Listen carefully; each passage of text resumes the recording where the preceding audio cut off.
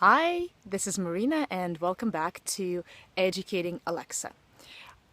As you can see, I'm filming it on the same day as I did the welcome video, but we're leaving soon from the farm. So while Alexa is having a nap in the attic because she wanted to do so before we left, I decided to use this time to actually show you what we have already started doing in the last couple of weeks with respect to math and writing skills.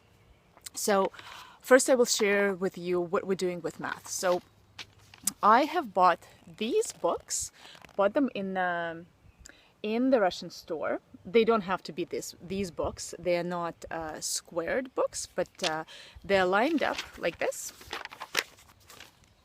See? These are the same notebooks that I wrote in as when I was a little girl, and maybe it's a little bit of nostalgia, but actually what I find is that the type of lines that these books have, I actually think in Ontario we can buy some books that I lined up in a similar way, but you can see that it allows kids to learn how to actually write the correct size, because what I notice is that when she writes at school the lines are really wide, and she the numbers and the letters, they're all kinds of different sizes. So I want her to learn how to write the correct size. That's why I started using this. But for math it's probably not the best. For math I probably should use a squared grid. I will switch that once we're done with this notebook. So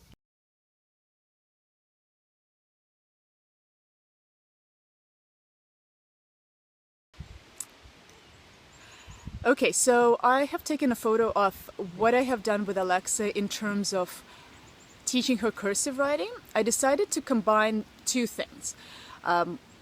She does go to a French school, so she will only start learning English in about 4 years, 3 or 4 years. So I don't know exactly how they will be teaching English reading skills. She already reads in English. She understands Russian. She can read Russian a little bit, but that's not as important. And the reason she is in a French school because Canada is bilingual, and I would like to give her the advantage of being bilingual in a country where it's not a requirement, but it does help you to get a job in companies that do function outside of Quebec. So what I have done in terms of written skills is that I have decided to teach her English reading and cursive at the same time. So what I have done here, just one second. Again, you can see that I have written those ones myself, and of course my cursive is not the same as if it was done by a professional, but I think my writing is pretty decent. So she traces my cursive and then tries to do her own. And of course, because they don't teach that at school, it's very difficult for her, but I know that she started recognizing cursive letters now, and started to try emulating it on her own. It's not, it's still all whichever way and chicken scratch, but I think with time it will improve. And for example, on the first page, what I have done is I listed all many words that have open syllabus. So for example, words like bike, vine, kite, size, pine, fine, time, that end with an E and where I is read as an I.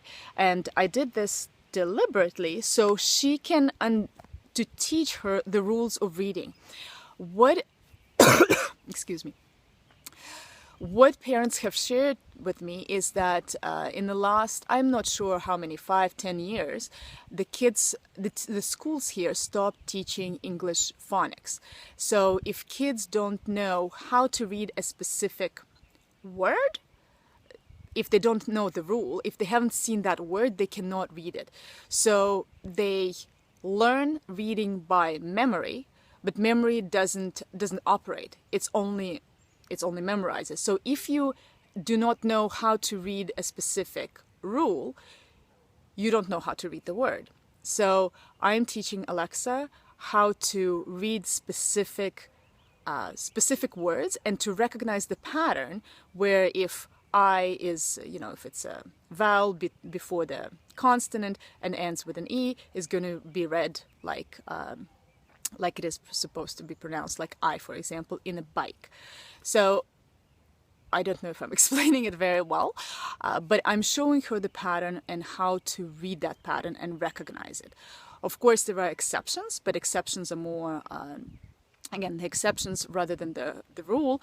And the rule, she will be able to read unfamiliar words in the future. And at the same time, she can learn how to write cursive. We started writing cursive with words, and she traces my examples and then tries to write it herself. I realize that because I don't teach cursive in school, I will have to go a little bit back to the basics and teach her how to join the letters in a cursive way.